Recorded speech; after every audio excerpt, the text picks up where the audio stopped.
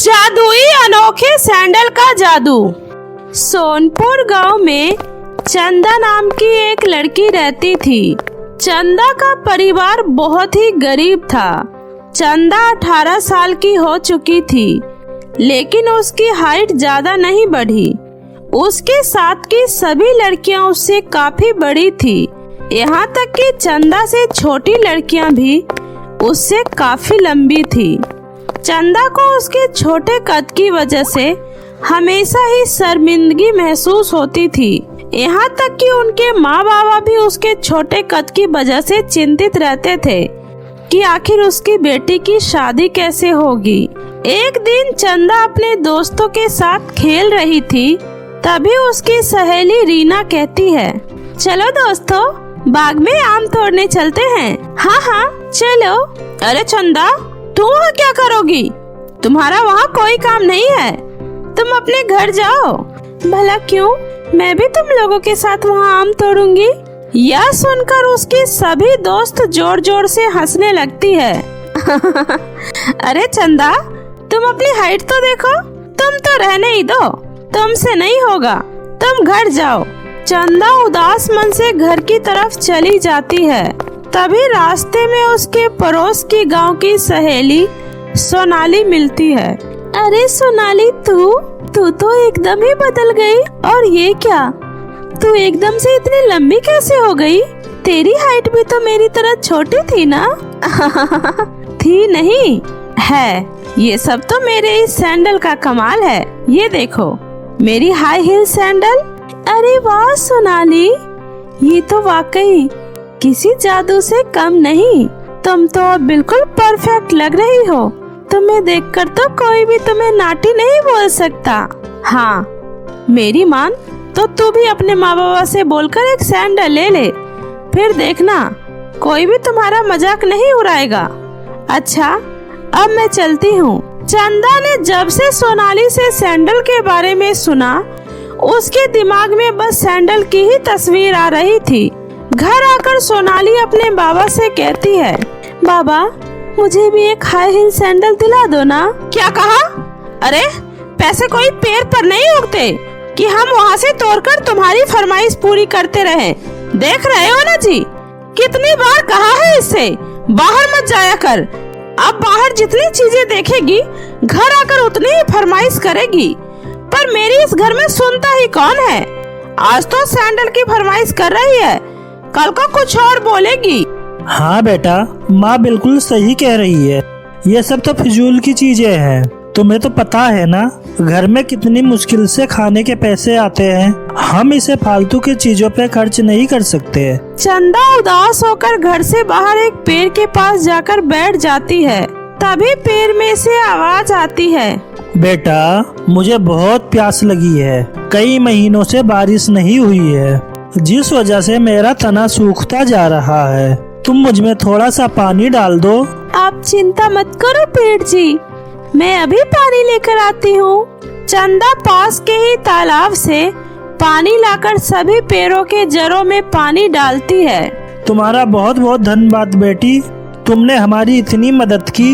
इसमें मदद की क्या बात है पेड़ जी, ये तो हमारा फर्ज है। आप हमारे लिए इतना सब करते हो, हमें फल, छाया, लकड़ी, जीने की तमाम चीजें देते हो, तो क्या हम आपके लिए इतना भी नहीं कर सकते? हमारा तो यही काम है बेटी। हमें तो तुम जैसे इंसानों की सेवा करने के लिए ही भगवान ने बनाया है। बेटी, तुम इतनी उदास क्यों हो? कोई समस्या है तो मुझे बता सकती हो। क्या बताऊं पेड़ जी, आप तो देख ही रहे हो ना, मेरी हाइट कितनी छोटी है, जिस वजह से हर कोई मेरा मजाक उड़ाता है। मैंने जब अपने बाबा से एक सैंडल लाने को कहा, तो उन्होंने भी मुझे डांट दिया कि पैसे नहीं है, मुझे सैंडल पहनने की बहुत इच्छा है। इतना बोलकर चंदा रोने लगती है। तभी पेड़ उसे एक चमचमाती हुई सैंडल देता है। चंदा, रोते नहीं बेटा, तुम्हें सैंडल चाहिए थी ना, ये लो सैंडल।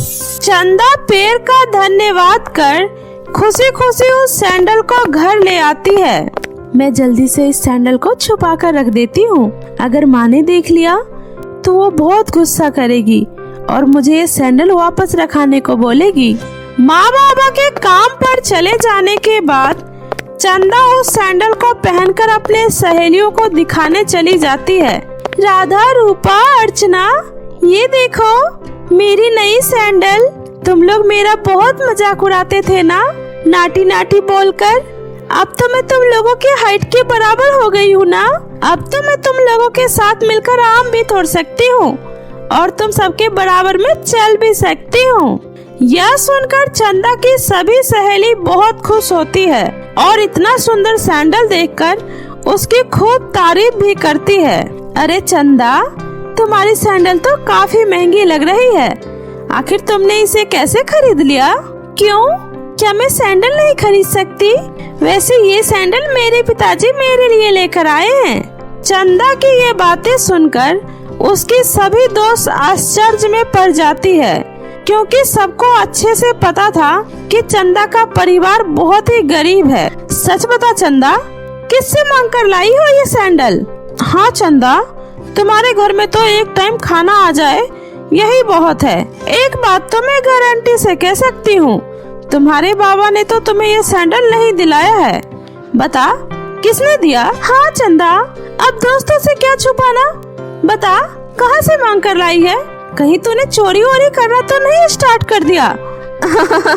चंदा ये सब सुनकर गुस्से से वहाँ से चली जाती है और अपने घर के पीछे वाले बगीचे में जाकर अपने पैर से सैंडल उतारकर बैठ जाती है और सैंडल को देखते हुए बोलती है, आखिर तुम मेरी सैंडल हो, लेकिन ये लोग मेरी बात पर यकीन क्यों नहीं कर रहे हैं?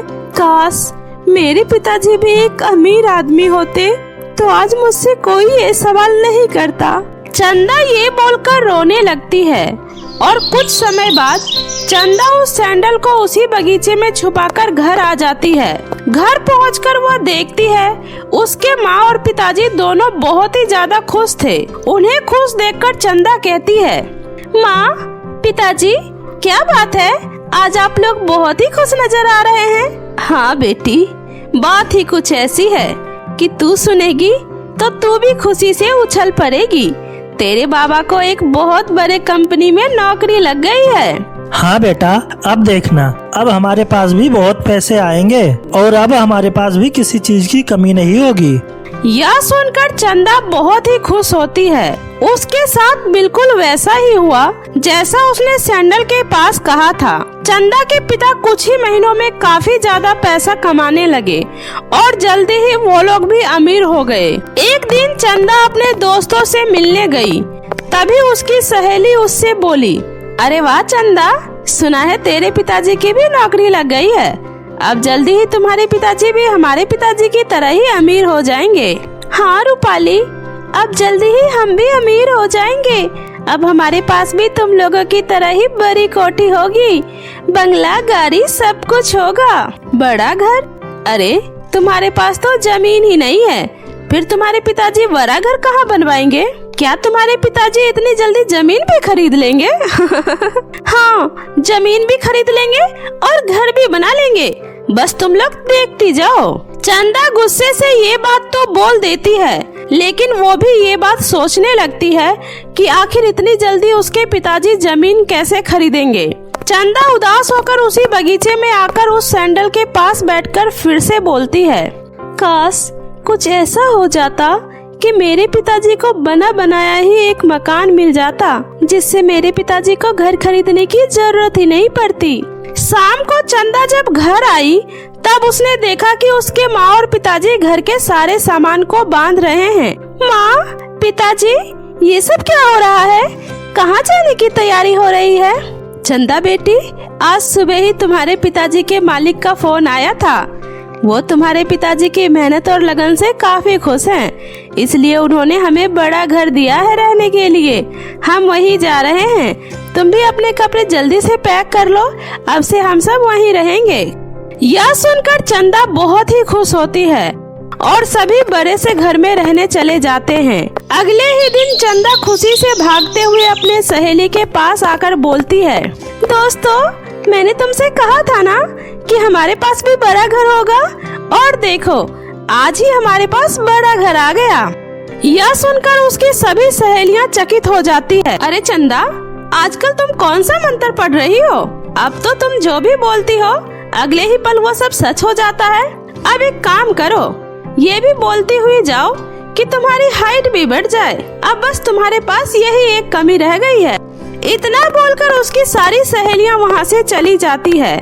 उधर चंदा उनकी बातें सुनकर सोच में पड़ जाती है और वो फिर उसी बगीचे में आकर सैंडल के पास बैठकर बोलती है, मेरी सहेली बिल्कुल सही कह रही थी। पता नहीं आजकल मेरी सारी बातें सच कैसे हो रही है। अगर सच में मेरी हाइट भी थोड़ी सी और बढ़ जाती तो कभी कोई मुझे किसी बात के लिए परेशान नहीं करता। ये बोलकर चंदा उस सैंडल को उठाकर अपने घर ले आती है और उसे अपने घर के स्टोर रूम में छुपाकर रख देती है। अगले ही दिन चंदा की हाइट भी अच्छी खासी हो जाती है। अब चंदा के जीवन में किसी भी चीज की कोई कमी नहीं थी। वह जब जो चाहती वह सब उसे मिल जाता। ऐसे ही कई साल बीत जाते हैं। एक दिन उसकी माँ स्टोर रूम की सफाई कर रही थी, तभी उसे वो सैंडल दिखाई देता है। चंदा, ये सैंडल किसकी है बेटी? मैंने तो तुम्हें इसे पहनते हुए कभी नहीं देखा। माँ, दरअसल ये सैंडल मेरी दोस्त की है। मैं अभी उसे ये सैंडल वापस करके आती हूँ। और फिर चंदा उस सैंडल को लेकर उस पेड़ के पास आती है और बोलती है, पेड़ जी, मुझे नहीं पता आपसे उस दिन मिलने के बाद ऐसा कौन सा जादू हुआ कि मेरी पूरी जिंदगी खुशियों से भर गई। अब मुझे मेरी जिंदगी में किसी भी तरह की कोई परेशानी नहीं है। कृपया आप इस सैंडल को वापस ले लीजिए। चंदा, ये सब जो भी तुम्हारे जीवन में बदलाव हुआ वो सब इस जादुई सैंडल के जादू से हुआ है। मैं तुम्हें बताना भूल ही गया। दरअसल ये सैंडल जादुई है और ये तुम्हारी ही है। तुम इसे सदा अपने साथ रख सकती हो। यह सुनकर चंदा खुशी खुशी उस जादुई सैंडल को अपने साथ घर ले आती है और हंसी खुशी रहने लगती है। तो मेरे प्यारे दोस्तों, कैसी लगी आपको मेरी ये कहानी? मुझे कमेंट करके जरूर बताएं। कहानी अच्छी लगी हो तो इसे अपने दोस्तों के साथ भी शेयर करें। और हाँ दोस्तों, अगर आपने अब तक मेरे चैनल जादुई टीवी को सब्सक्राइब नहीं किया है तो जल्दी से नीचे लाल बटन दबाकर अभी सब्सक्राइब कर ले। तो मिलती हूँ ऐसे ही फिर किसी नई मजेदार जादुई कहानी के साथ। तब तक अपना ध्यान रखें। बाय बाय दोस्तों।